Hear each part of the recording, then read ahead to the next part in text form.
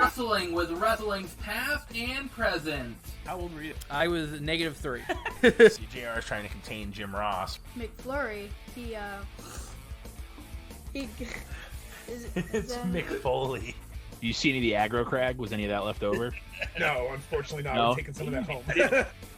Definitely not is the barn burner that Lee Cassidy and Tiger Ali Singh was, but we'll leave that there. We digress. God, I hope that storyline ends soon. And 6 to 8 weeks later, they mail you a freaking magnet. Yep. You may know him as the Red Rooster. Is it still real to me? Damn it! He kept making out with his wife. It was weird. So then, I'm waiting for them to put the Selena Vega on a pole match. And I mean, Big E's got Whale performing in his entrance, so I feel like Wale. they would. It's Wale. Wale. I don't Wale. listen to. Okay, well, I don't listen to him, so I apologize to Wale. This is in the mail, my good sir. No, it wasn't. Oh. I feel like Vince is just gonna have them team together and be like, have them called Woo Bro. Like they're just gonna be the Woo Bros. Like, anyway. Giving us a reason to come here and listen to ourselves talk. Absolutely, And then you can listen to us too.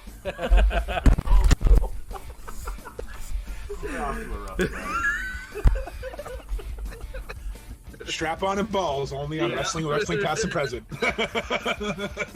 This is Gangrel, the Vampire Warrior, and you're listening to Wrestling where Wrestling's past and present.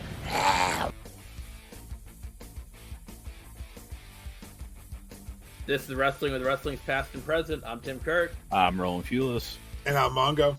And today it is episode 111. We are circling back to TNA. Last year we covered TNA 2005. So this year we're going to cover 2006, and we're starting off with Final Resolution 2006. And how cool is it to start the year off with the return of It's Sting? That's right. to quote Tony Schiavone.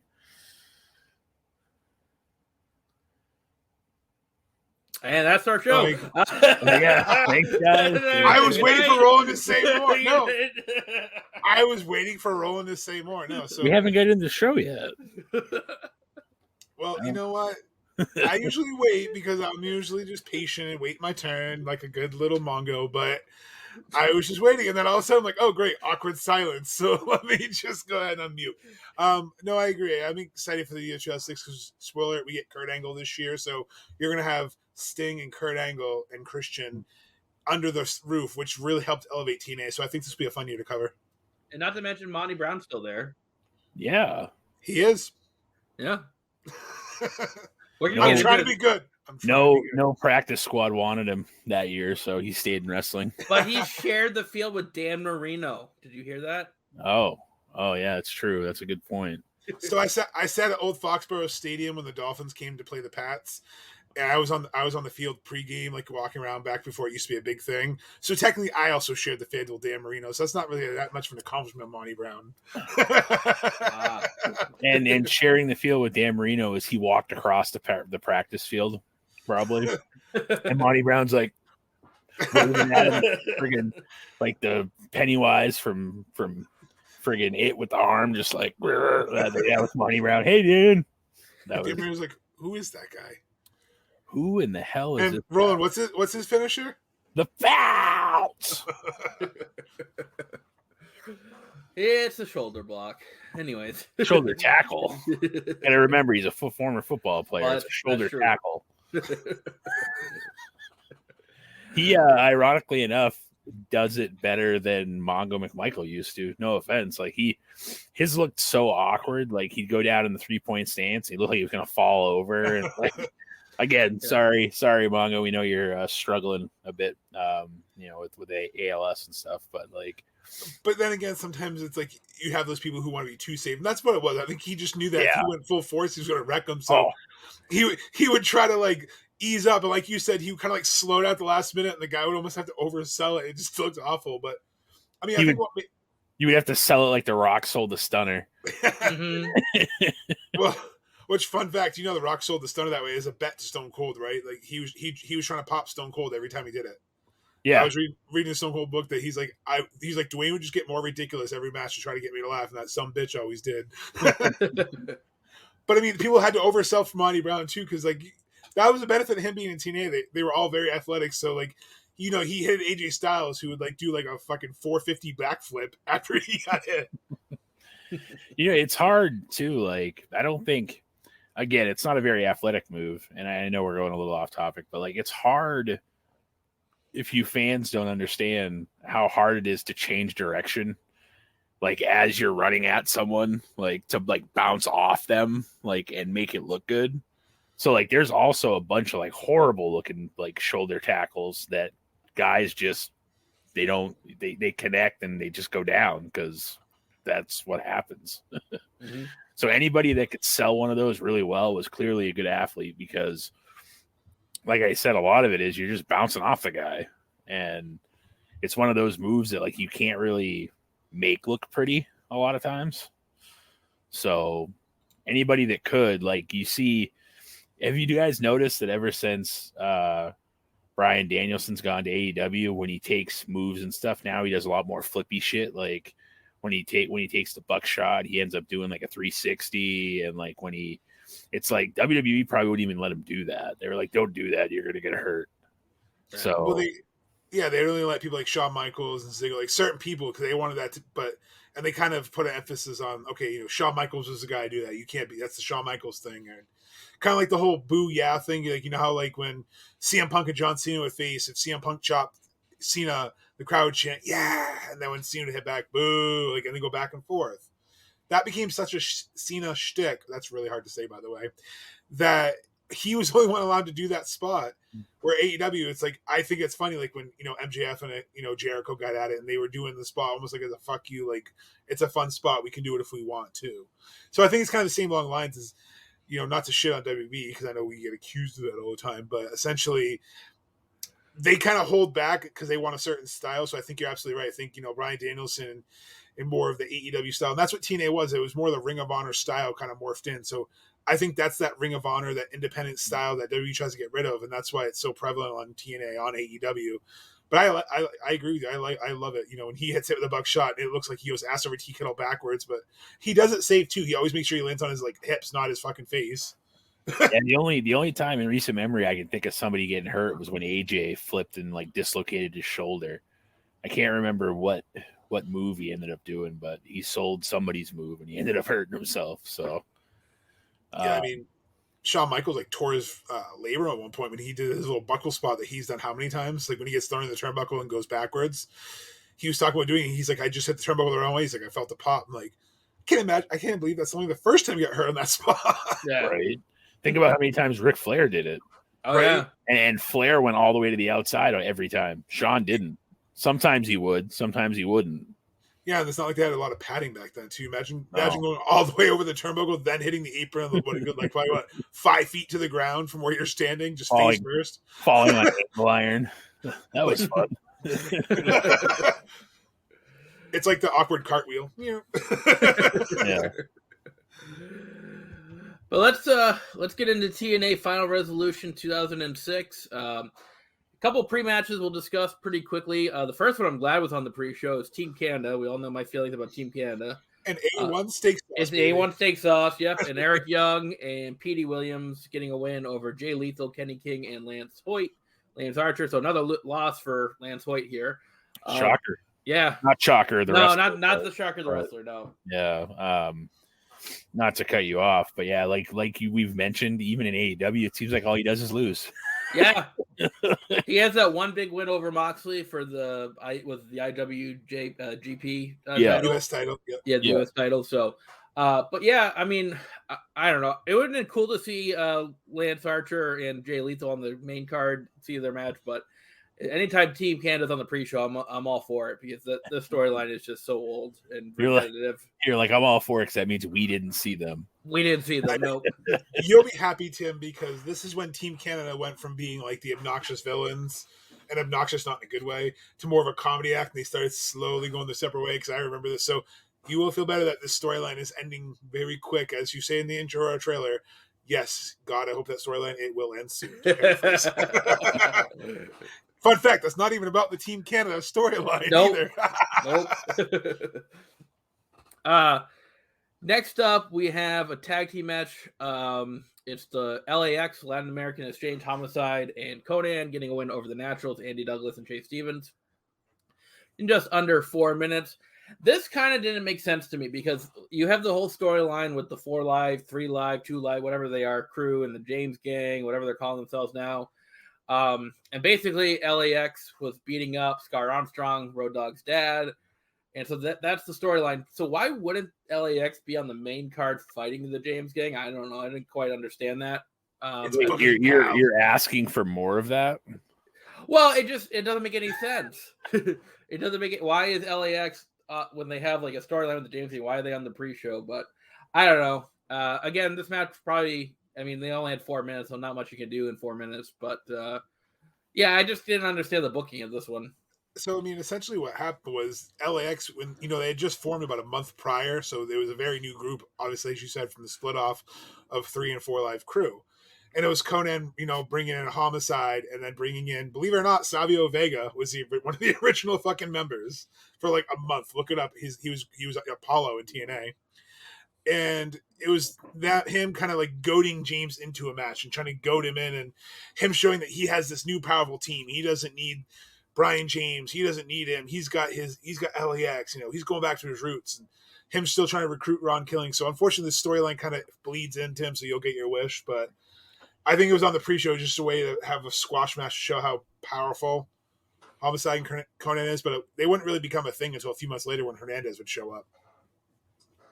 Yeah, I remember LAX in my mind being Homicide and Hernandez. So yeah, we'll get that in about two more pay-per-views. And to be fair, Hernandez might be one of the more underrated big guys.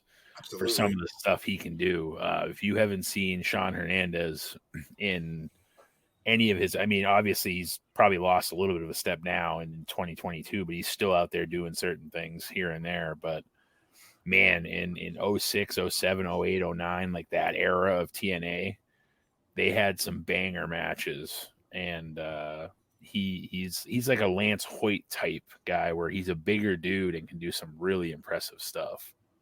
And honestly, everybody, when they talk about TNA factions and groups, everybody always talks about aces and eights. Honestly, LAX to me was the bigger faction for the longest time. Like, because, they had the 2.0 version, which is now Santana and Ortiz in AEW. And Eddie Kingston, had feuds against them. So I know, Tim, you haven't really caught up on a lot of AEW, but they're kind of teasing that feud again with Santana Ortiz. They're using their real life, hey, we're not on fucking TV. Like, what the hell? We're a legit team. We should be on TV. Eddie Kingston, like, damn right, you should be on TV. You guys are my boys. And Jericho's like, hey, leave them alone. So I like that they're kind of bleeding in from storylines from years past, like history.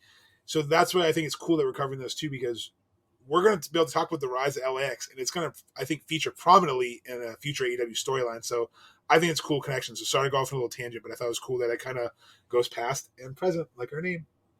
The Mick Foley shameless plug. Oh, by the way, you still owe Tim $10. $10. $10, Mick Foley. Come on. You're not that cheap, are you, Mick? I mean, I know you're a frugal bastard, but you're not that cheap, are you? Nobody will beat my grandmother when we used to go to like Friendlies back in the day, and she would take those clear glasses and put them in her purse, like take home with like the ketchup packets. I was like, Grammy, that's still stealing. And she goes, well, they want you to have things. I'm like, not their Tupperware and silverware and stuff. No. I bought this drink. Yeah, but that doesn't mean you own the cup. So that's all right. I have a family member that stole a big steak knife from Longhorns once because it was a nice knife. They are. To be fair, they are nice knives. If Longhorn's listening, Tim didn't say he stole it. FYI. I did not steal it. No. Thankfully, Friendly's out of business. So unnamed family member. Grandmother. Shout out to Rob Jackson for stealing a glass from my wife once when we went on a bowling tournament. But then I think it ended up actually breaking. It like cracked. I think. But yeah, it was funny. Amber mentioned like that she wanted one. Rob's like, I'll fucking take it. He just like puts it in his jacket sleeve and out they went. It's like, huh, no kidding. Anyways, back to TNA. So we started off the show with a 6-man tag match. You have Alex Shelley, Austin Aries, and Roderick Strong getting a win over Chris Sabin, Matt Bentley, and Sanjay Dutt in about 10.5 minutes here. So this is kind of a theme we've kind of discussed. Like TNA starts off with a 6-man or a 4-man, 8-man, whatever. And usually it's really clustery. I think this was the exception. I think this was a really good opener match. You have so much talent. This is the heart of the X division that they're promoting here. So, I mean, it's a little strange if you're promoting it as the X division, why they're teaming with each other if they're all trying to fight for the X division title, kind of. But putting that aside, wrestling wise, it's a really good opener. A lot of talent. I really enjoyed this one. Yeah, I think that this is more of like a showcase match to show what the X division can do.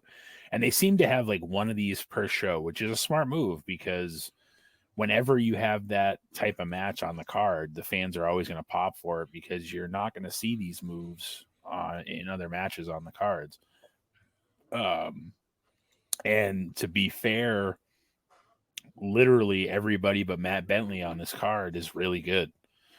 Matt Bentley is just average, and we've discussed that before, that because he's related to Shawn Michaels, people thought he was better and more than he was. He's a decent wrestler, don't get me wrong, but Roderick Strong, Shelley, Aries, Sanjay, and Sabin, they're all at that upper level of X division wrestlers. You know, even some of them still today can still go. You know, I mean, Shelley's Leo Rush. He's retired and come out of retirement about 3 times now, and you know, Sabin's still in Impact today. So that just goes to show you, Roderick Strong was part of the Undisputed Era at one point. Still in NXT, he's like Dynamite Yeah. or some shit. Yeah. Yeah. So I mean, just the longevity of these guys too, with the amount of high flying and risk taking they did, it says something, because these guys are really good athletes. They've been able to stay healthy, and they do things that a lot of other wrestlers or performers can't do. And I think it's cool. It's a smart move to start a show this way. Like, it's one thing to have a cluster of like a 6-man or a tag match or whatever, but to start it with the X division guys in a 6-man is perfect, because it gets the crowd going, it gets them hyped, because again, you're not going to see this kind of wrestling on, you know, for the most part on the rest of the card.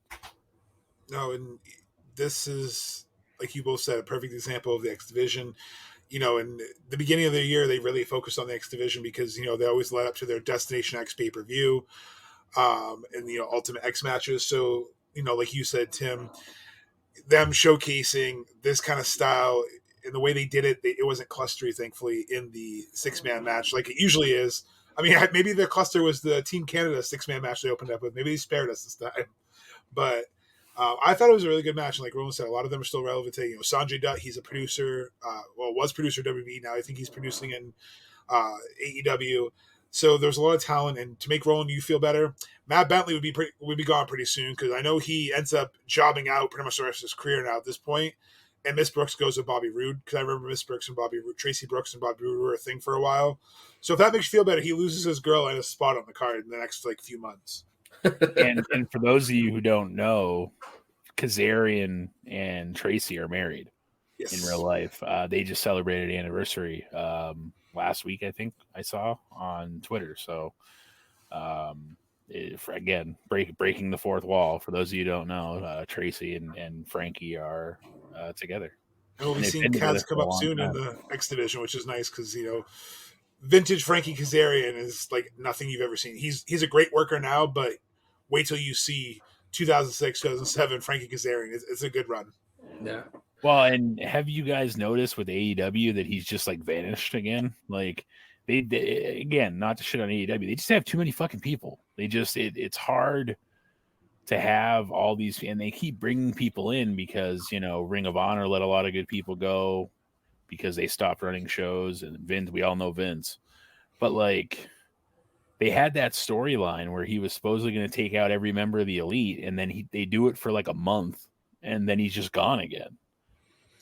So it's unfortunate that, you know, and again, I know that it's not like Kazarian's a spring chicken and whatever, but like, finish out your storylines. Like, I get, like, all you had to do to finish out that storyline was after Omega lost the title, have Kazarian take out Omega. Well, there was backstage and send him off that way or something. Like, you know, like, at least pay it off. Like, they started something and they just like I think the problem is, AEW as a company, they focus on Dark and Elevation like it's a main product show. And yeah, there's a lot of main talent rosters on there and, some independents and some jobbers. But the problem is no one really wants to sit down. I mean, I watch it once in a while, I'll catch clips of it, but nobody wants to sit there and watch 2 hours of stars versus jobbers. Like, and it's nothing against the independent workers, but I'm not going to personally invest 2 hours in watching, Lance Archer destroy someone from their local independent gym, over and over. You probably still lose. No, he's actually a good pro. He came out and attacked Hangman this past week, Tim. So Yeah. he's in the world title picture. Yeah. But yeah, he'll probably still end up losing. But I think he's just always going to be that guy in his career where he's always the guy that he's in that like in between storyline where it's like Brian Danielson, storyline's done with Hangman. Now he's there. I think he's there kind of as like the filler till the next storyline goes, which is fine as long as he gets exposure. But like Roland said, yeah, AEW is becoming bloated. They have to find a way to feature people. I think they do a decent job, but they could be better. I think like, on Rampage and Dynamite, they do feature enough rotation in, like, Jay Lethal is getting another spot, showcase against Ricky Starks. So it's smart. Just like you said, where's Frankie Kazarian? Like, where's some of these ones that they had a storyline vanish? Because he wrestled on the cruise the last time I remember him wrestling. They teased SCU getting back together. I know they have the stipulation, but now we have this stacked tag division. Why not break up the stupid Men of the Year? Why not put him and Scorpio? Because they said him and Christopher Daniels would be broken up, not him and Scorpio. Why not have them go one more run if you want Frankie? Why not have him work a program with Christian again or something? Like, it's got to be something to do with them. So I agree with you on that. Well, and like I said, you if you really want Daniels to come back for a run, for like one last, I know they already teased the one last run, but if Kazarian is trying to avenge Daniels or trying to get him to come, whatever, you mean to tell me that after, Omega loses the title to Hangman, that backstage, if Frankie, and we already know Daniels works backstage for AEW, so you mean to tell me that if they had Frankie attack Omega backstage, that wouldn't have been the way for Daniels and Kazarian to like hook back up again, to like lock eyes when they like separate them, and him, kind of like tease the like, Right. doing for you, man. And like I said, Omega was already hurt and going away, so why not kill two birds with one stone? And especially after that promo they had when like Adam Cole and like they teased the dissension between Adam Cole and Kenny. Like if the Bucks and Cole walk off and Kenny's just kind of standing there, and then boom, he blindsides him and friggin' like why couldn't you guys like? And again, I know I'm backseat booking, but like to me, it's common sense. Like that's how you like. He's supposedly the elite hunter. Yeah. So hopefully we'll see, but didn't mean to kill the vibe of TNA, but. It's just that's the problem, because the TNA is going to have some of that tonight too to make it somewhat relevant. There's some questionable booking decisions that are going to come tonight. Yeah. Well, and that was the problem with TNA too. At one point, they got so bloated by bringing in former WWE stars when they had like the Main Event Mafia and stuff like that. A lot of their younger, homegrown, using air quotes, homegrown talent kind of got pushed to the backside too. Like, and we'll see that as we continue through TNA, is that once the Main Event Mafia comes together, with those 5 or 6 guys, a lot of people lose their spots, right or wrong. And then same thing happened again when Aces and Eights came in. You had guys like Garrett Bischoff wrestling who have no business wrestling, taking spots from people and stuff. So like it happens in every company. It's just with AEW, the problem is they just got too big too quick with the talent that was pretty much handed to them. Mm-hmm. And they would be stupid to not sign that talent. However, they now have 3 hours of TV time, national TV time, not counting Dark and Elevation and whatever other shows they want to try to put it. That's the other thing too. Like not everybody has a smart TV. So like you mean to tell me that I'm going to sit in front of my computer screen and watch, like Mongo said, try to invest myself in 2 hours of YouTube programming? Like it's like, I get the concept. It's a neat one, but not everybody has a smart TV. Yeah. So transitioning back to TNA here, the next match is a tag team match. You have the James Gang, which is BG James and Kip James, or the New Age Outlaws, or Billy Gunn, Road Dogg, whatever you want to call them. They're going to get a win over the Diamonds in the Rough, which is David Young and Elix Skipper, in just under 8 minutes here. I could take it or leave it. I mean, I'm glad this went on second. As I could have put this on second to the second to last match as a Let Me Up match too. I mean, I could take it or leave this one. The storyline, I'm just not invested. It's just been going on for so long, and I know it's a little bit of a different dynamic at this point, but it's just, I don't know. I'm just tired of it. I mean, yeah, like you said, it's basically the New Age Outlaws reformed after 3 Live Crew broken up, going against the Jobbers in the Rough. I will say this, though. I am glad, and we mentioned this before, they did acknowledge their lineage and their history in WWE. Mike TNA even said they're formerly known as Road Dogg and Billy Gunn. So I know we mentioned it before, but I am glad that they do recognize people's past careers, and we'll even see that with the Dudley Boys Team 3D. They cut a promo. They've been the WWE, WCW, ECW tag team titles. So TNA, that's one good thing I will say about this, is that at least they acknowledge the lineage, because the fans aren't stupid. They know who these people are. But as far as the storyline goes, I mean, I don't know. It's overdone. It's overdone, yeah. And to be fair, if the fans didn't know who they were, no one would care. Yeah. So, like, you have to kind of acknowledge some of it. Like, that's one thing, like you were saying, Tim, that Vince does such a piss poor job of. They're like, we'll just change his name. Damn it. It's like, no. Like, we know, like, and lately they've been letting some of these guys come in with their names or a version of their name. But, like, still, it's like, no, we know who they are. They've been out there for years. We're not stupid. But yeah, this this is gonna get worse. Like, I hate to break it to you, Tim, but like once they get to like VKM and they try to challenge DX and they go after Paul Levesque and Michael Hickenbottom and Vincent Kennedy McMahon, it's gonna get worse. I can't remember. It's cringy. I can't remember if it's 06 or 07, but it's coming. Like it's not going to get better. It's going to get worse. And I get what they try to do, but there's if you listen to My World with Jeff Jarrett, they cover a little bit of this. And even he said, he goes, there was no payoff. Like, there was never going to be a payoff. Like, Vince wasn't going to fight, have DX fight those two anywhere. Like, there was no pay. There was no payoff, and all it was redoing the DX invasion thing. That's all they were doing. Like Roland and I have, said in past episodes, this is kind of when we started getting in TNA, was 06, 07, 08 era. But this is the problems that kind of kept us fully jumping in. Like, yes, this is competition, was you had all these storylines and minimal payoffs, or you had storylines that were just meant to just pop cheap heat, like you said, the VKM shit. Like, cool, you're attacking, and you're basically David attacking Goliath. Like, you're going out there throwing a pebble at a guy who's just going to squash you the second he has a chance. Like, it's okay to acknowledge your lineage, like Tim said, but don't sit there and try to use it in storylines with no payoff. Like, oh, I'm going to go after, like you said, Michael Hickenbottom. Cool, because Shawn Michaels is just going to laugh like, oh, cool, thanks for the cheap plug, and then go about his day. Like, it's not going to be a dream match.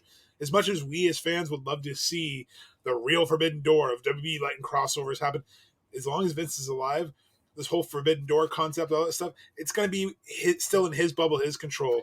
So for TNA to even do that back then, this goes to show you this has been, 20 plus years of, if it's Vince wants his own product, that's fine. He can run it the way he wants. Other companies can mingle. TNA is going to be working with New Japan. They work with Ring of Honor. They collaborate. AEW works with Ring of Honor. Well, took their talent out. They closed, but they did try to work with it. Worked with New Japan, worked with Impact. Vince is working with Impact to borrow Mickey James. Like, it's good when it happens, but we can't get our hopes up. Like, I'm seeing all this, not to go on a tangent, all this speculation for the men's rumble of, oh, Chris Jericho's going to come in. Oh, Moxley's going to make a return because they're doing the Shield promo. No, they're not, because it's not going to benefit AEW to send one of their stars to lose in the Royal Rumble. Well, it's very similar to what WCW did with the whole Eric Bischoff challenging Vince McMahon thing. Yes. And it's the same thing. I mean, history keeps repeating itself. And they don't, like, this is an instance, they don't learn from it. There's no payoff from it, but they keep doing it. I remember I listened to one of the episodes of 83 Weeks, and Conrad asked Eric, he was like, point blank, like, if Vince had shown up, like, what were you going to do? He's like, I was going to fight him. He's like, he goes, I might have got my ass kicked because Vince is huge and like he's a bodybuilder and stuff. He's like, he goes, if he did show up, I was gonna fight him. He's like, I was ready. He goes, I was ready to shoot on him, and he goes, I'd probably get my ass kicked, but like it would have made for good TV. No, it's cool when they do two little things. You know, like recently, like last night, Matt Cardona beat Rhino, and he declared himself the ECW TV champion since he beat Rhino, and Rhino was the last TV champion. So he's legit got a replica going around. So he's still trolling. So again, you can use certain things like that to your advantage. You got to be smart with it, like Tim said, and you said. If there's no payoff, there's no point. It didn't work in WCW. Unfortunately, it's what bites TNA in the ass. You know, and some of the storylines, the screwy storylines that kind of came about it is kind of what puts a damper on what otherwise are good in-ring product. I like how they're using Cardona to try to make Jelly Janela somewhat relevant again. Oh, well, they're having a match at GCW in the Hammerstein, so I mean, they're trying to sell tickets for that. Like I said, well, they sold out, but they're trying to, yeah. Janela, like I think the worst thing he did for his career was go to AEW. I think if he had stayed on the independents and done his thing, I feel like he'd have more steam because AEW didn't know what to do with him. And not that I don't like him or not that whatever, and then I tease him and call him Jelly Janela because he's got a little bit of a belly. I mean, whatever, I do too. But like, I just feel like he is kind of along the lines of a Marco Stunt. Like, once your contract ends, you're probably better off to leave. Like, it sucks to leave, but they're not going to use you and or use you properly. So you probably should look for greener pastures because, no offense to Marco, no offense to Janela, who would you rather see? Adam Cole, Bryan Danielson, or CM Punk, or Malachi Black, or any of those guys that have come in? Who would you rather see, those guys or Marco Stunt? And again, Marco Stunt's a popular person with the crowd, but in the ring, like, no one cares. Like, I mean, he's a popular person. Yeah, he can do some cool stuff for a little dude. He's an attraction. But you're more invested in the Adam Cole and the Bryan Danielsons of the world. And that's just the unfortunate truth. So, well, like with, you know, any company, like what TNA did, I will say, I'll give credit, and I know Roll mentioned this last week. It's better to just let the talent's contract expire, but at least, you know, with TNA, what they did and what AEW does, the big difference between other companies is they let their workers work other places. So that's why Janela and Cardona are going to face off at GCW, because he's allowed to freelance and work other places. Marco's worked a couple GCW matches. You know, I go to Limitless and JD Drake's up there, you know, every time I go up there. We've had a bunch of guys from Impact, you know, so it's nice that if they're not being used, they're at least allowed to go out wrestle and keep their exposure. So that is the one difference I was saying. TNA was really good at it, because I know that's what's going to lead into our next matches, working with other companies like New Japan Pro Wrestling and things like that to bring in fresh talent to also help showcase, because it's a win-win situation when you do it right. Yeah, that's a really good transition into our next match. It's AJ Styles getting a win over Hiroshi Tanahashi in about 11 minutes. You know, to me, this... Good job, Tim. You rattled that right off, buddy. I know. That's a mouthful. Like, I'm a wordsmith. And I'm not even trying to be a wise ass like that. That's a mouthful. You know, to me, we mentioned WCW a bunch of times. This had a very WCW feel to it to me, because WCW was known for bringing in talent from other countries. We know what they did with the cruiserweight division with getting the talent from Mexico. They also brought in talent from Japan. Mike today even mentioned the Great Muta on the broadcast, how he was brought into World Championship Wrestling. And I'm a big Great Muta fan. Like, that was one of my first memories watching WCW. Like, I remember watching Great Muta and Sting, you know, and so so this had a very WCW feel to it. I didn't know much about Tanahashi here, but this was a good match. It was a really good match. I did not like the finish. I wish there would have been a clean finish. You had Shannon Moore come out with the Mr. TNA plaque and hit Tanahashi, and AJ Styles gets the win. When you have two pure wrestlers like these guys are, I want a clean finish. So I didn't like the end of it. Also, I'm gonna save this for the end of the show. I have a little bit of a hot take at the end of the show, just kind of FYI. It was also very predictable booking. They're not going to have Tanahashi go over AJ Styles, but I'll just save my hot take for the end of the show because it kind of relates to the main event. But yeah, other than the finish, I thought this was a really good solid match. They also more or less booked it that way, I think, to protect Tanahashi too. I think that they were trying to have AJ go over, but also have the shenanigans enough so Tanahashi didn't lose clean and doesn't look like the weaker, knowing that he'll be going back to Japan and whatnot. And I mean, I know in the grand scheme of things, a loss to AJ Styles probably wouldn't matter that much, but I assume that, like I said, they also did that to protect Tanahashi. And to be fair, in all honesty, like there's another person in Shannon Moore who kind of falls into the Matt Bentley realm of had some potential, but never really got any of his gimmicks over with the crowd at all. The closest thing he had was when he was with who the heck Matt was Hardy? it? No, Jesse Neal, I think, in TNA. I think that was the closest thing to actually getting somewhat over.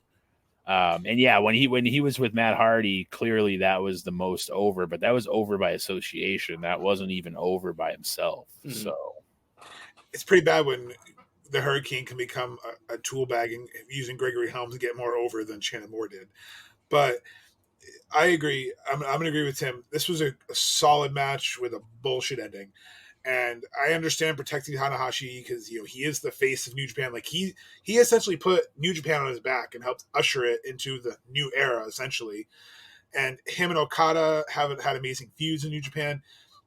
If you want to see real good AJ Styles matches, they're on YouTube, so you don't have to worry about trying to find it on the New Japan World app.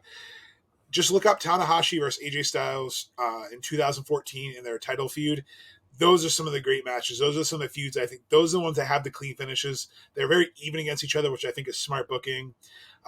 There's even a fun fact for you. Tanahashi helped AJ Styles win his very first IWGP heavyweight title, and he was only the sixth American to do so. Can you name the one who had it before him, Roland? I'm going to put the spot on you. It's a very famous American. So as to tell you, in 20-year history, essentially, so from 2005 to 2015, there was only one American champion between AJ Styles. Do you know who it was?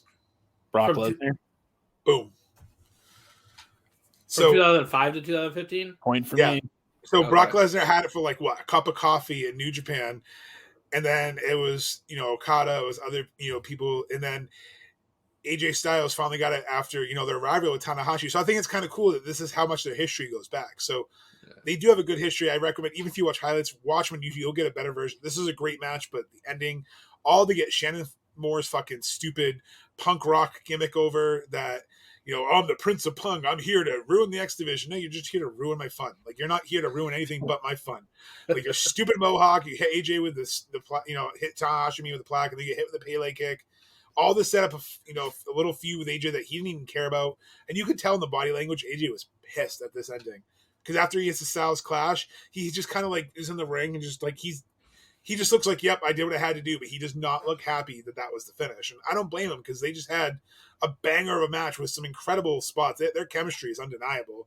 I mean, that one point where it looks like he's going for the crossroads, he's fucking swinging him around the ring, and then AJ Styles goes for like a crossbody but turns it into like a neck breaker thing. Like, they were so fluid in the ending. I'm sorry I'm going on a tangent here, but that ending fucking pissed me off. Like, shitty booking. You could have had a double count out finish. Anything else. You could have had AJ go over clean, help elevate him more than he already was. You didn't need the Gaga. Just set up a stupid Shannon Moore feud. Yeah. No, and you could have easily had Shannon Moore. Like, it would have made more sense to have Shannon Moore attack AJ. Because AJ is going to be there to pay off that storyline.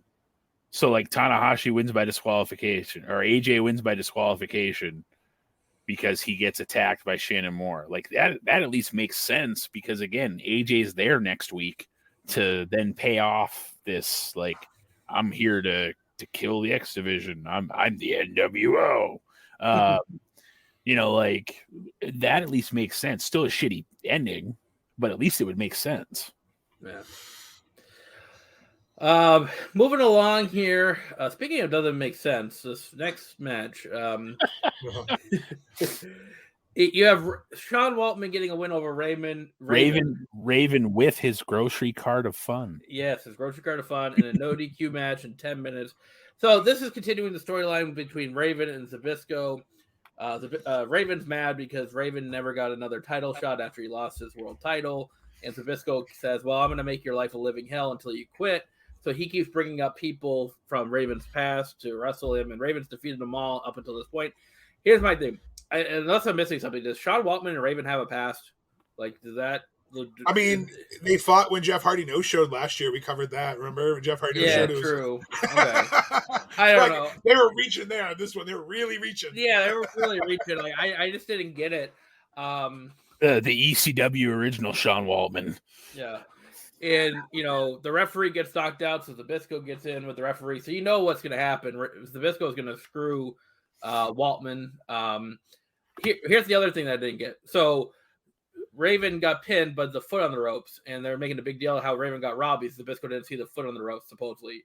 So no DQ match, so it didn't matter. Like, I was going to say. Like, it didn't, like, I don't understand. Like, did they not forget? Did they forget that it was a no DQ match? So, like, this whole thing was just a big clusterfuck to me. It's a whole night of forgetting rules. Let's be realistic. Yeah, it made absolutely no sense. And I think Zbyszko's still counting the 1, 2, 3 because he took like 10 minutes in between each count. I've never seen someone take that long, and this is poorly phrasing, so please don't make fun of me too much, to get down on their knees and to count. I've never seen someone take that long. He literally looked like he was just like crouching. Okay, my back's ready to go. Okay, now I'm going to put my elbow down so I don't fall. Well, okay, now... At one point, he moved the table out of the way first. So I'm just going to clean up the ring before I make the count. He looked like one of those, and again, this is going to sound horrible. But he looked like one of like the handicap people that like fell out of their wheelchair. And again, not trying to like, I'm just saying he looked like he was struggling just to like. We can just say fish out of water, so we don't go down that. Well, no, so we don't go down that bad path. Like,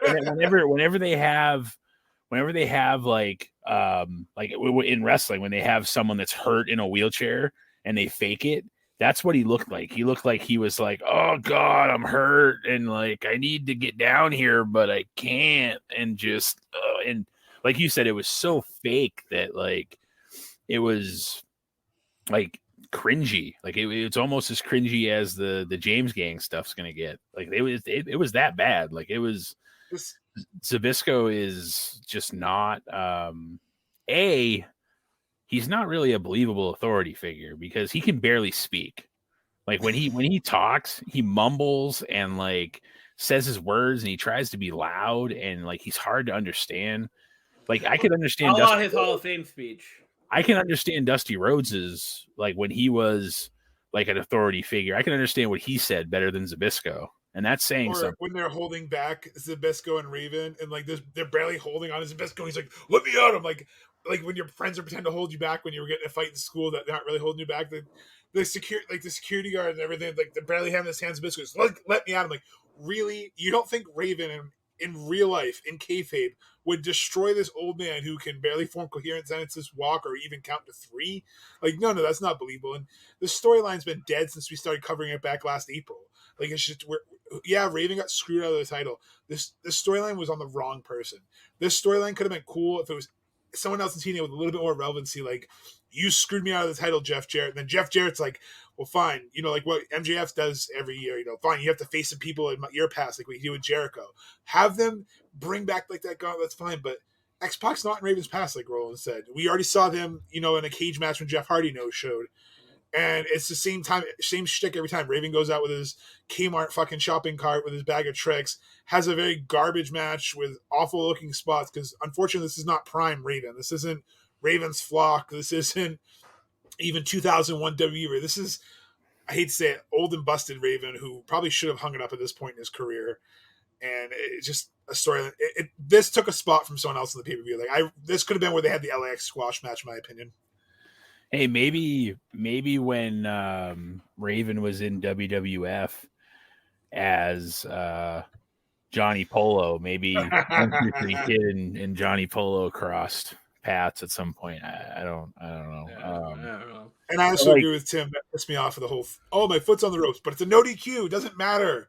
Doesn't matter if his whole body's on the damn rope. And to further prove my point, you remember when the Miz was in a wheelchair and he was pretending to be hurt? Yep. Like that's how fake Zbyszko looked trying to get down. Like when the Miz got tipped over and he's sitting there flailing his feet and stuff, and he's like, "Oh, I can't get up." Like that was Zbyszko like trying to get down. He's like, "Oh, I can do it almost, but I don't know if I can get back up. So I don't know if I should get down there." And it looked so like, and like Tim said, at one point he stopped and moved the table out of the way because God forbid you count around the table. Mm-hmm. So yeah, it just this storyline is as old as the Team Canada stuff and as old as the James gang. And again, it's going to get worse before it gets better. Yeah. So you mentioned the Miz, but we already talked about Matt Cardona. We can't talk about the most famous wheelchair spot where Kane mother friggin' murdered Zack Ryder when he was in the wheelchair, just throwing him off the ramp. Oh, Yeah. man. I don't know how when that happened he didn't break like both his legs. Like he literally went like straight and then down, like, and his feet were like he had the supports under his legs and stuff. So like his legs were out. Like I don't know how he didn't break both his ankles or like Or his face. Like Chelsea's happy he didn't break his face, but yeah, no, I agree. That was one of the more like either that or who's the one that Lesnar threw down the stairs in the wheelchair? Zach Allen. Zach Allen, yeah. Those two are like the ones that stick out of my mind of like, I know it's a cool spot visually, but ow! Like I'll tell you what. That Some of those stair spots that Mick Foley took, like when he got knocked down like a flight of stairs, it's like, oh, dude, like how? the halftime heat when the Rock just threw him down. Like, dude, how do you like? There's Meanwhile, no way. There's no way to I like, slip take down that. carpeted stairs and I break a tailbone. That's what I'm saying. Like, there's no way to like safely do that. Like, you're just like, okay, here I go. I hope I don't break anything. So for all you people who think wrestling's fake, fall down the stairs, see how you feel. Right. Well, but remember, it wasn't my idea. I told you don't try this at home. And not only that, like you said, Mongo, you have carpeted stairs. Those are cement steps. Like he just barrel rolled his ass down cement steps. But anyways, let's get back on topic here. I just wanted to point out that like I said, Zbyszko is a horrible actor. I guess is the long way around is where I was going. Next up, we have a singles match between Bobby Roode and Ron Killings. R-Truth in about 10 minutes. Bobby Roode gets the win. So they have a little bit of a storyline here, I guess. On Impact, Bobby Roode lost to R-Truth in 10 seconds or so, twice, and so they have a little bit of feud. But what I don't understand is like Ron Killings got two different storylines going on. He's got the storyline with R-Truth, or with Bobby Roode, I should say, and then the storyline with Conan and the James gang. So, like, what? Why do you have two storylines going on with this guy? Like, pick one, and hopefully not the James gang one, and stick to it. Like, I just, I don't understand why you would have two different storylines going on at the same time with Ron Killings, and it just, I don't know. I could take or leave this match. Don't forget Scott D'Amore was there. That's true. Don't forget. Yes. He, like I said, he's still like the Impact president on TV right now, Scott D'Amore. But yeah, like you said, it gets more confusing because Conan was talking earlier about trying to keep his friendship with Killings, and here's like you said, the 3 Live crew, 4 Live crew ends up splitting up, and then here's the other thing. In all honesty, you have the James gang. Now, Ron Killings is not a James in any way. Then you have the LAX, Latin American Exchange. Clearly, Ron Killings is not Latin American in any way, shape, or form. So, like, no kidding, he's going to be in the middle of which way to go. It would have been the perfect way for a clean break and have them go to this storyline.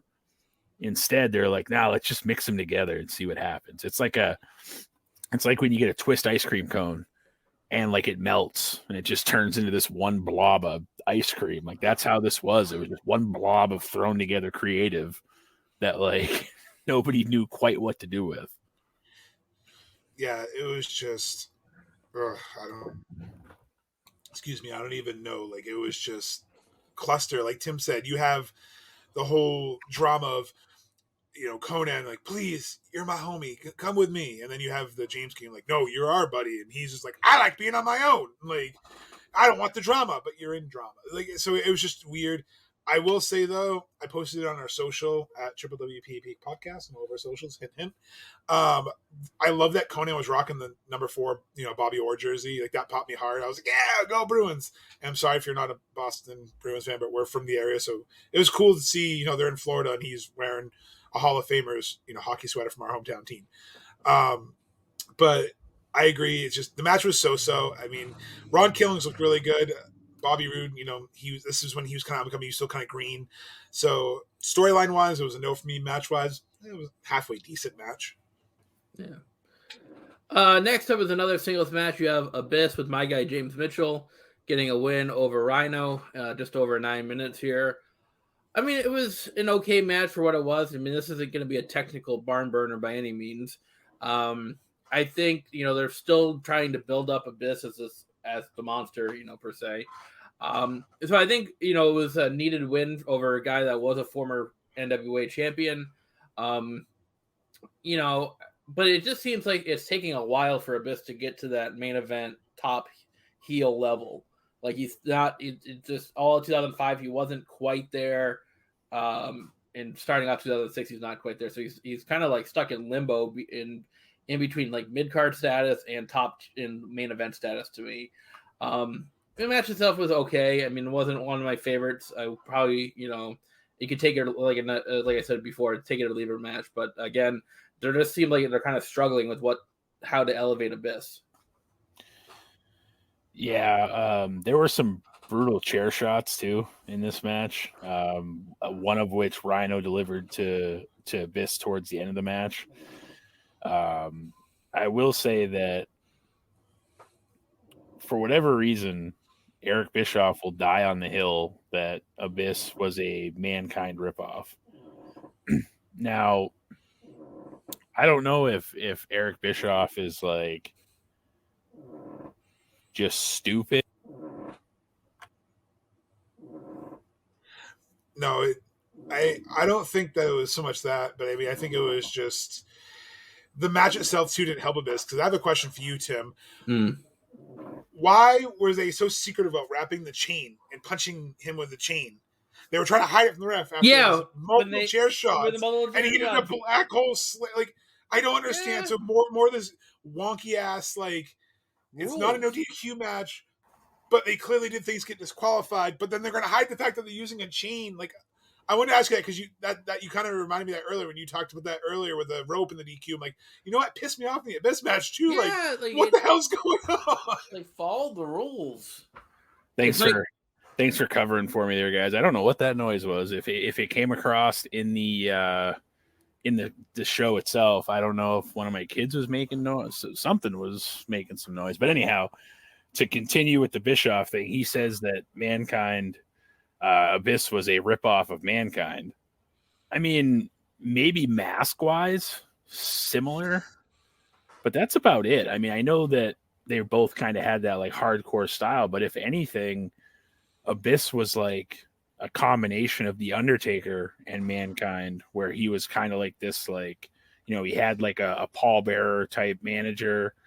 He, like, I just think it's funny because every time Bischoff talks about it, he's like, I'm going to die on this hill that like Abyss was like a Walmart ripoff of Mankind. And it's like, I don't see that. Like I said, he ran WCW that had Walmart ripoffs of like every other wrestler anyway. So you mean to tell me the Renegade was not like a legitimate wrestler? Like Oklahoma was not a Hall of Fame announcer either. So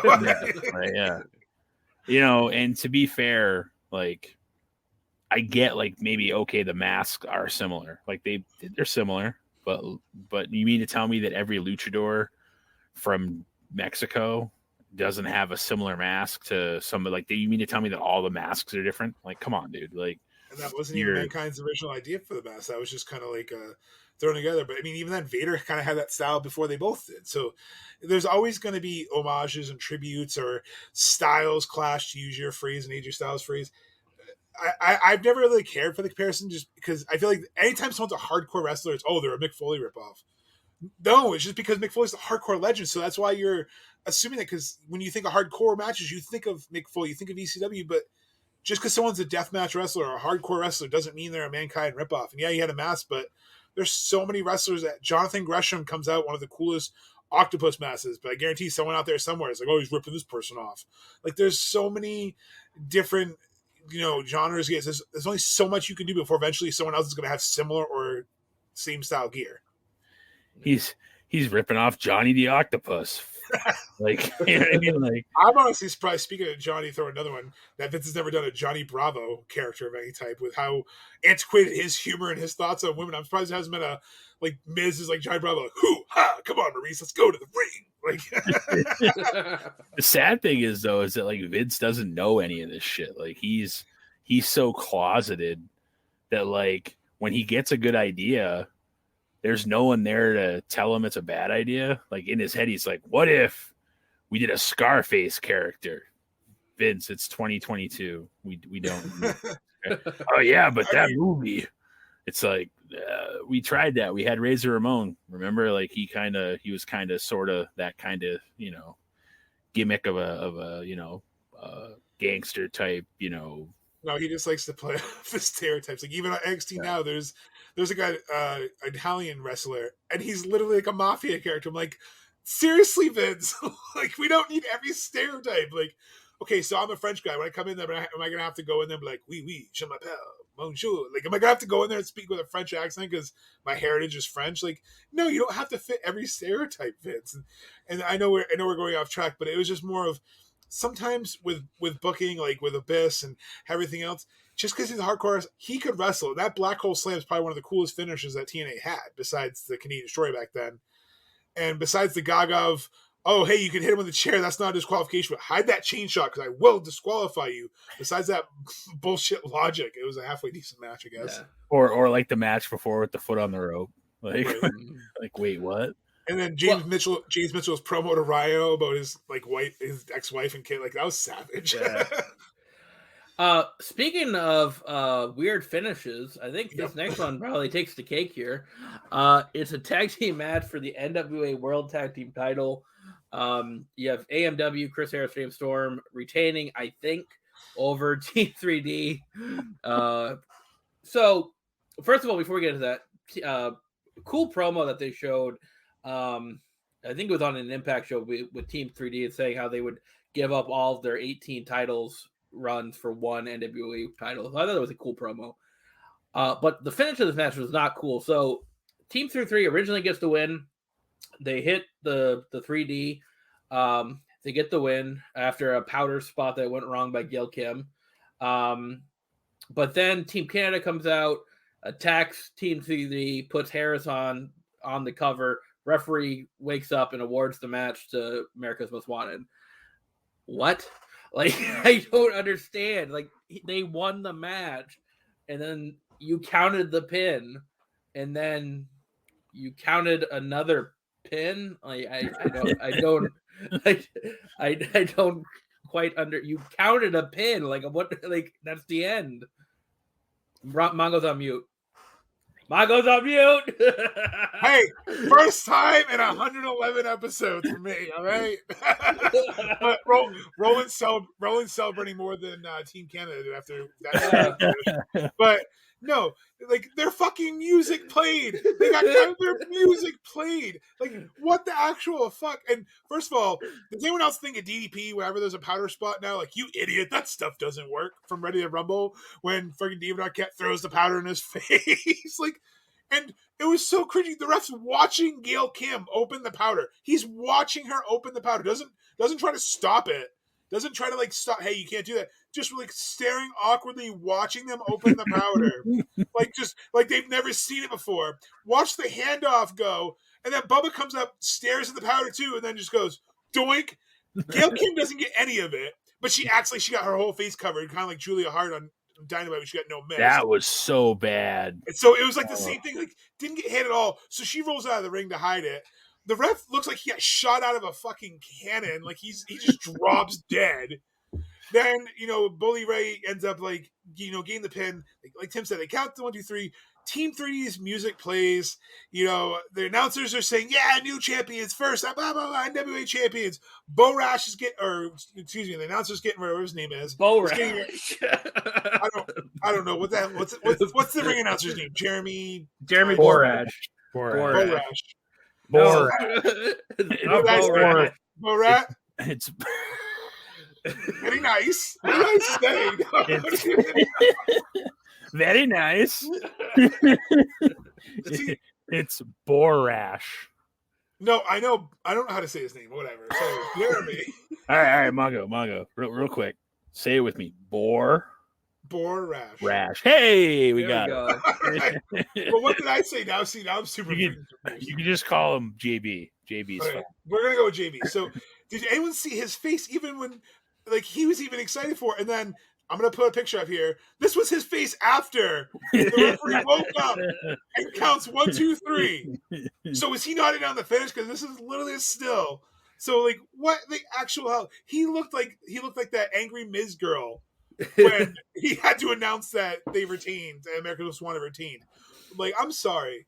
I know they wanted to protect Team Canada. I know they wanted AMW, excuse me. I know Team 3D wasn't supposed to win yet. I know it was supposed to be a storyline, but what a fucking stupid ass finish. So as I've mentioned before, I try to find different summaries of the show just so I can kind of remind myself. I decided to stop taking notes because notes are a pain in the ass. So I have to pause it and so I try to find a decent summary of what somebody thought of the show. Now listen, this is how they put the ending. So Ray rolls up Harris for 2. Harris calls on Gale. Gale's in. He has the powder. The ref standing right there. Ray tosses it into their faces. Right? 3D on Harris. The ref is there, and that's it. Right? Match over. Right? Then Team Canada's out. They beat down Team 3D. They put Harris on top. And the ref sees it and says AMW wins. He was blind, you see?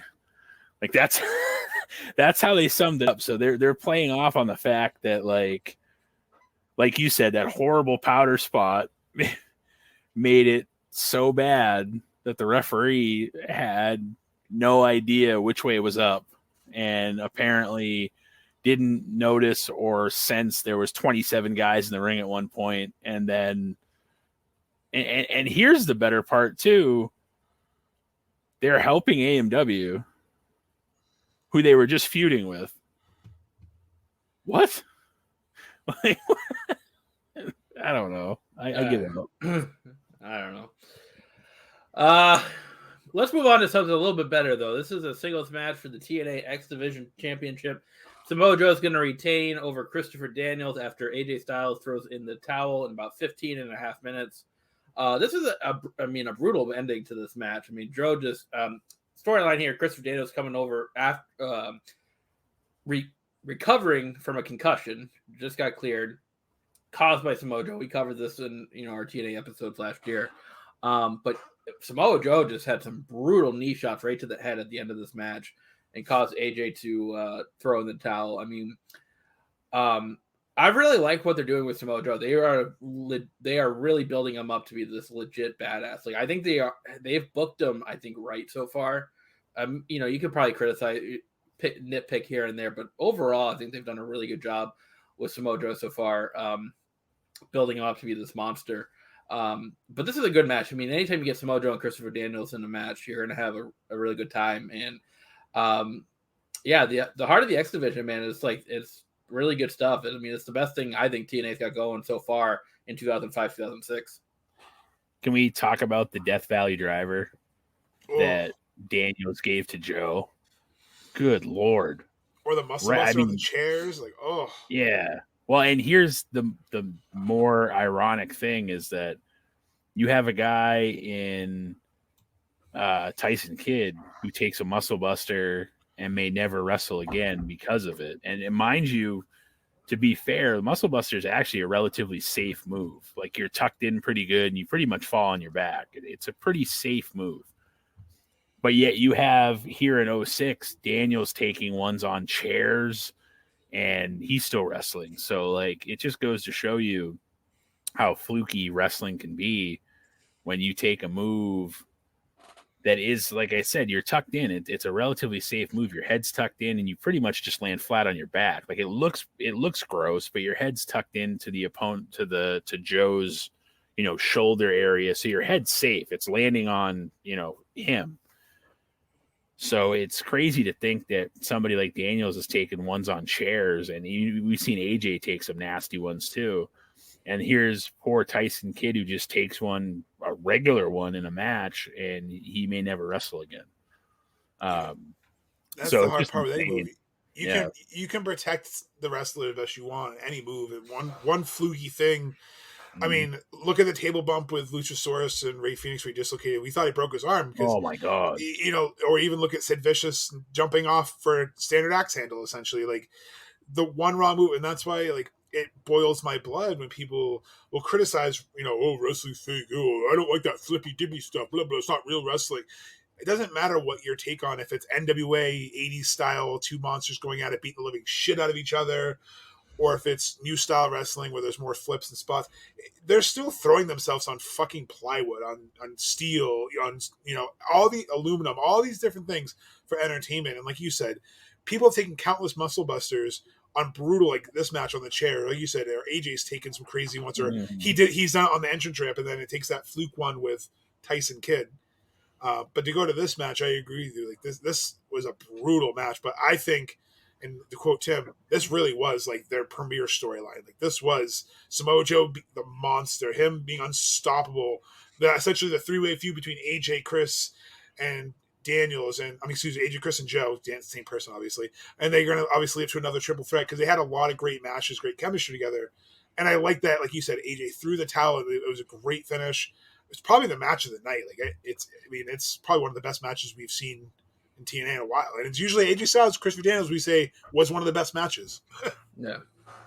And that's a trend that is going to continue, I think, through all the TNA stuff. I mean, there'll be some decent matches in there, but I almost guarantee you that every pay-per-view, the match is going to have Joe or AJ or Daniels in it in some capacity, and it's going to be the match of the night because those guys in 06, 07, 08 were putting up banger matches. And then we're going to throw Kurt Angle in the mix, and it's the Mount Rushmore TNA. It's what made us fan. And I'm excited for Tim to see Kurt Angle's TNA run because I honestly believe, and you know what, you can at me at WWPAP Mongo. I honestly believe that Kurt Angle solidified his Hall of Fame career more in TNA than WWE. I'm not saying he's not accomplished in WWE because I'm not an idiot. I'm just saying he had more of an impact, no pun intended, in TNA and really showcased what he could do more and longer in TNA. Now, without WWE, his TNA run wouldn't have been successful, so you need both. But I'm going to die on this hill that his TNA run is what solidified and made him a guaranteed Hall of Famer. His TNA run was longer and he had better matches. Yeah. But plain and simple, like there's no other way to describe it. Did he have good matches in WWE? And did he, like you said, without that, would he have been in TNA? Would it have mattered? Not as much. So I agree with you. That's not even that hot of a take, in my opinion. Yeah. If he had gone to TNA for like a year or two. Well, yeah.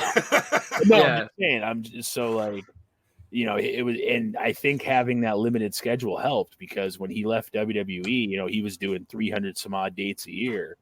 He goes to TNA and they're doing like the random house show here and there and like TV and a pay-per-view. Like that's all you're doing. Like you're not,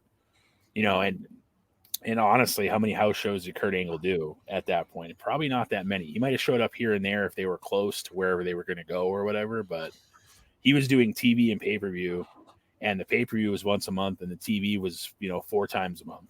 And that, so I think that saved his career because he left WWE. He was banged up. We already know his neck issues. So I think, even though I know he had a bit of a drug issue and that's one of the reasons why, towards the end of his TNA run, it ended like it did and whatnot. And clearly wrestling hurt the way that he did for so long was the culprit of that.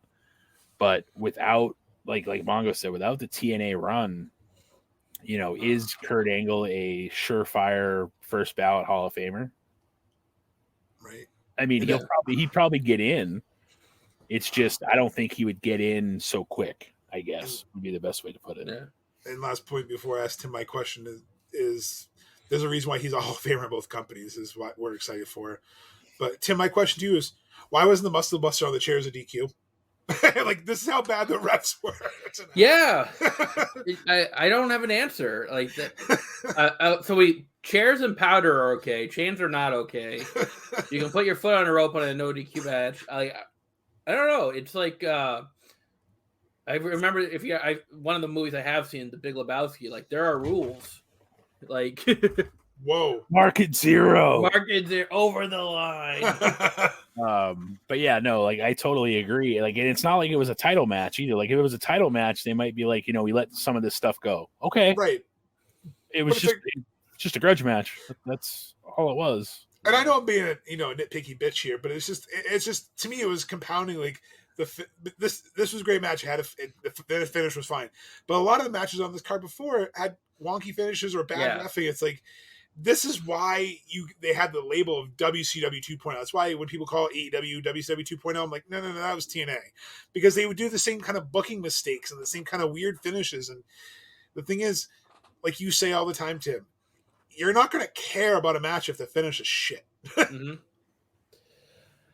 So we made it to our main event. Is a tag team match. You have Christian Cage and the TNA debut of Sting.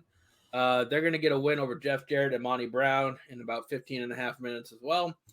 It was the re-debut of Sting. He was there one time before. He did a one-off for them.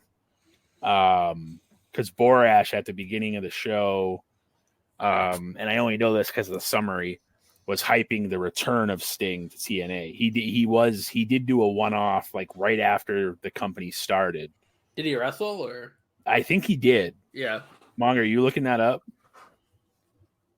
Yeah, I'm pretty sure he had a one-off like shortly after TNA started, because I remember in my recap the promo that Borash did at the beginning of the show before the dark matches, was hyping the return of Sting. Yeah, he had 4 appearances in 2003 with TNA. He debuted 1 year. He was on their 1 year anniversary show, so that's why he was kind of there as like you said, he was there for like a handshake deal to help kind of have their first year anniversary show. So, but yeah, this was like his full-time status coming into the company. Yeah, I was gonna say this is his debut as a full-time going to be with the company. But yeah, I just wanted any fans that would hear it and go, well, that's not true. He was there. I just wanted to throw it out there. Yeah. So wait, what did they say? Well, that's not true. You guys crap on WWE. That's a France. So I thought the match was okay. It's very predictable that Sting's going to go over here. So that leads me to my hot take. Now my hot take doesn't necessarily pertain to this match, because you have to have Sting win, I think, in his quote unquote debut. Well, in Christian too. I mean, Christian, yeah. But I don't know. Here's my hot take. I like shock value in wrestling. That's why I like the Attitude Era a lot. NWO, DX. I like the shock value. So if I was in charge, and this might fall flat on my face if I was in charge of a company. The fans might not like it. But if you take Sting in his debut match, what if you have him lose? Like, that's shock value to me. That I think I'd be more invested in that and see where they go from that from a storyline perspective than Sting's gonna win. Now, I'm not saying maybe here. I don't think Monty Brown's the guy to defeat Sting. But maybe you put let's say AJ Styles was in the main event and he beats a debuting Sting. Like, that to me, like, the shock value of it would be more interesting than, Sting's here, he's gonna win, and it's a crowd pleaser. Like, I don't know. I wish that there's more shock value in wrestling, and I think since the Attitude Era is kind of, it's not around anymore, I've lost that part of it. And I think, and I'll fully admit, I'm not as invested in wrestling as I was 10, 15 years ago. I don't really watch the weekly shows anymore as much as I should, because it's all really predictable now. If there was more shock value involved, it would draw me back to my TV to watch these shows. So now, I'm not, like I said, I don't think Monty Brown's going to beat Sting here. I don't think that's the right move, but I'm just saying in general, I would like to see more shock value in wrestling. No, I couldn't agree more. I think that, this would have been a perfect spot to elevate a guy like Samoa Joe too. Like, have him come out, attack Sting and Christian, and be like, listen, I've been here since day one. Screw you guys. Like, who do you guys think you are coming in here? And I mean, like, clean house, attack Monty, attack Jeff, and then literally take the mic and go, this, like, I'm undefeated. This is my ring. These two guys, like, that just showed up and think they run the place now. Like, no, this is my yard, my house. Like, so that's a good point. Like, that would have made the people go, especially after he just about killed Daniels. Like, that would have, like, he would have been like, did you guys see what I did to Daniels? Like, did you guys, like, it would have been the perfect spot. And like you said, the shock value, people would be like, holy shit, look at Samoa Joe. Or like, holy crap, I can't believe Sting lost his first match. Or Christian, like, I can't believe both those guys ended up, like I said, have him hit Monty Brown and Jarrett first and cause the DQ so they lose, and then just clean house and be like, this is my company. So it's his yard. Just kidding.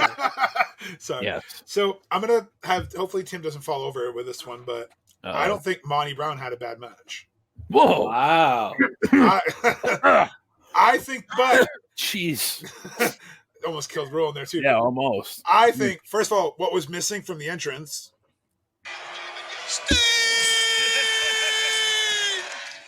Like, that, to me, that was missing from the entrance. I know it's a shtick, but I agree with you. I think there needs to be more shock value. It would have made more sense for Sting's debut, even if it was against someone like maybe not as predominant, and then set up the Samoa Joe or the AJ Styles or someone else come out. Even if he was like, oh, he's going to face, Kazarian, not Kazarian because he wasn't there, but he's going to face so-and-so in the main event. Like maybe Sting versus Shannon Moore. Here we go. No, but I meant like maybe like a Jeff Jarrett. So you think it's going to be, Jeff in non-title matches to show he can, he WCW roots, blah, blah, and then have Samoa Joe come out and give him the muscle buster and be like, no, you're not jumping ahead of me, like you said. So I think compounding on both your points, I think that would have been a better booking. I don't know if it was just a tag team match because they were trying to get Sting back into ring shape, and it's a different style of ring than he's used to wrestling in. So that's kind of looking at it through different color lenses. Maybe that's what it is to me. But I agree with you. There needed to be more of a what the hell, and that could have turned him heel. It had a heel Sting right away. People would be invested. Like, he comes out, he loses his debut, and he's pissed off. Like, you guys signed me this contract, like, and I got screwed. He could have gone heel. It could have gone so many ways. Mm-hmm. And to counterpoint you, Tim, I think AEW does a little bit better with shock factor. So I think if you do watch a few of their weekly, like, some stuff isn't as predictable. I know what you mean. Like, 90% of wrestling is predictable, unfortunately. You can be like, oh, this is going to happen. This is the storyline. This is where they're going. But I think at least AEW does a little bit 10% this could happen or that could happen. But I get you're saying we're never going to truly have like the Attitude Era style, the early WCW style of major swerves you didn't see coming. One, because I think the internet ruined it. And two, Vince McMahon really ruined it by trying to make everything fucking swervy. And that's the thing is, you can't keep going to the Hollywood, shit like that kind of stuff where you can't keep rebooting, you can't keep redoing, can't keep doing the same things because people get sick of it. Like, I don't need to see, Avengers 75. Like, I don't need to see you rebooting The Office in 5 years. Like, there's certain things you just don't keep going to the and wrestling is guilty of that too. But I think Vince Russo, obviously, it's a swerve, bro. Like, they try too hard to make it. So I think that's what it is. Like, oh, we're going to shock it all. I'm like, no, it's not a shock when it's predictable. Yeah. Like you said, 3 Live Crew, even back then, you're like, yeah, we know where this is going, or we know where that's going. But there needs to be more predictability in wrestling. And this was a predictable main event. It was okay, but I mean, then again, you had, Monty Brown surrounded by Hall of Famers, so he's going to look good because 3 out of the 4 people in the match are Hall of Famers. Jeff Jarrett did the right thing by not trying to steal the thunder from Sting, and Christian obviously helped elevate everyone. So it was good, and there were some good spots. I thought the guitar spot was stupid when he smashed the guitar with the bat. Like, it fucking exploded. Like, no, you want me to believe that Jeff Jarrett's hit people with real guitars? It shouldn't explode when you barely touch it. Because otherwise, what about when someone's really fucking playing? It's going to just shatter. Like, that was the only part. I'm like, that was the worst gimmick guitar. You remember that one they had in WCW where he swung it and fell apart? Yeah. He like went to like hit him and he does this and it like folded over. It's like. And obviously, I'm not advocating hit the head someone with a Les Paul or something that's going to like brain them, but still, like, or any guitar. We don't. Hey, El Kabong did it all right. Come to on. be fair, when they started doing the guitars, they used real guitars and they had someone take the innards out. So it was just a shell of a guitar. Then they started making like the fake, balsa wood, guitars. Which I understand. I'm for wrestler safety. I'm not trying, but yeah, that thing just exploded. Like I feel like it's almost like in any type of movie or situation, you have different style of props. Like Yeah, that would have been the time to use like a semi-real one. right, because Yeah. at least because you're not going to get hit with it, it's just going to break. But it's like when it exploded, I'm like, either that bat's like lead, or that is a cheaply made guitar. So that kind of like took the like shock factor out of him like smashing the guitar. And I know it's supposed to be symbolic, but I mean, the storytelling was decent. It's just, it was like Tim said, it was a debut match where you knew Sting was going to go over. Yeah, no, I when Tim said he had a hot take, it's not that hot of a take because he's right. Absolutely. The Attitude Era, when you didn't know what was going to happen every night, when you didn't expect Stone Cold to show up on a Zamboni, or you didn't expect him to show up with a beer truck, you expected him to do something, but like you were like, holy crap, he just did this, or like, something as simple as the higher power being Vince McMahon. That storyline sucked. But again, it was unpredictable and you didn't expect it. You really didn't. You're like, he really would sacrifice his daughter like that? That's fucked up. Like, it was a shock and awe. And that's what I think people coming back. Not to cut you off, but I think part of the problem, and this is mostly with WWE, because I know AEW's TV 14, but the PG era killed that too. When they went PG, I mean, that's when the shock and awe value kind of really dropped. But I mean, yeah, like I said, there needs to be, because when you have shock value, it gives you a reason to tune in every week because you don't know what's going to happen. And so I don't know, it's just kind of my hot take. Yeah, but that's our rundown of Final Resolution 06. I'm probably going to give this maybe a 4.5 if I had to give it a rating, just because the finishes were so bad on a lot of these matches. If I had to pick matches to recommend, I recommend the AJ Samoa Joe match, but also the sleeper match would be that 6-man tag in the first. You mean the Christopher Daniels Samoa? What did I say? Joe? AJ. Oh, sorry. That's next month. They wrestle next month in a 3-way, so it's okay. Yeah, Christopher Daniels and Samoa Joe. Yeah, you pulled a Mongo. I did. Oh man, that's not good. Hey. But yeah, with the second, with the sleeper match being that 6-man tag to start the show. Yeah, I totally agree that it's a situation where it was actually a good thing they had a 6-man to start the show. 5-man with Matt Bentley.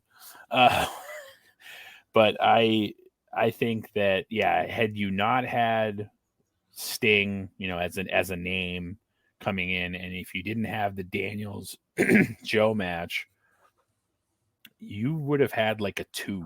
Like, it would have been a really bad show. Thankfully, you had Sting just in name value alone to kind of help make the main event mean more. I know the match itself was kind of so-so, but like just his name helped elevate it. So I'd say it was somewhere around a 5, only because the Daniels and Joe match was a fantastic match. The 6-man to start it, and then having Sting there, I think carries a little bit of weight too. But everything else, I mean, was just kind of blah. And I think it's the first time we've watched a TNA show where I was let down more than I was let up, I guess. And thankfully I was pleased with enough of, like I said, those 3 instances where it did help elevate it enough to call it like an average show.